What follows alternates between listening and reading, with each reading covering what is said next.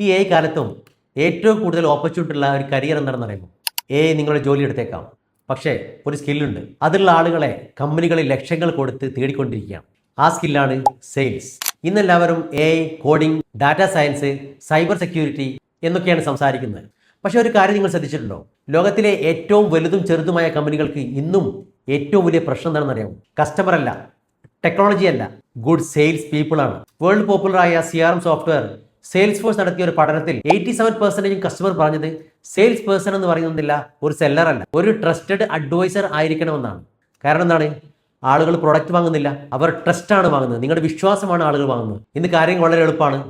AI lead കണ്ടെത്താൻ സാധിക്കും, AI email അയക്കും, AI ലീഡ് ഫോളോ അപ്പ് ചെയ്യും. ഇനി ഓട്ടോമേഷൻ ആണെങ്കിൽ CRM ഓട്ടോമേഷൻ മാനേജ് ചെയ്യും. പക്ഷേ കസ്റ്റമർ അവസാനം യെസ് പറയുന്നൊരു നിമിഷം ഉണ്ടല്ലോ, ആ ഡീല് ക്ലോസ് ചെയ്യുന്നത് ഇന്നും ഒരു മനുഷ്യനാണ്. Human touch is most important for sales. ഒരു കാര്യം കൂടെ പറയാം. ഞാൻ നേരത്തെ പറഞ്ഞ sales force AI $1 billion invest ചെയ്യുന്ന കമ്പനിയാണ്. അവർ പോലും ആയിരക്കണക്കിന് പുതിയ സെയിൽസ് പേഴ്സണെ ഹയർ ചെയ്യുകയാണ്. കാരണം AI is just A tool.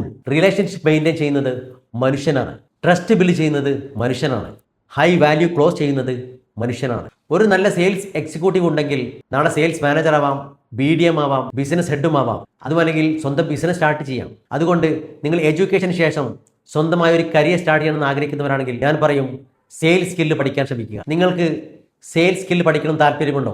V are looking for sales internship trainees. Come and sales internship and my team will connect with U.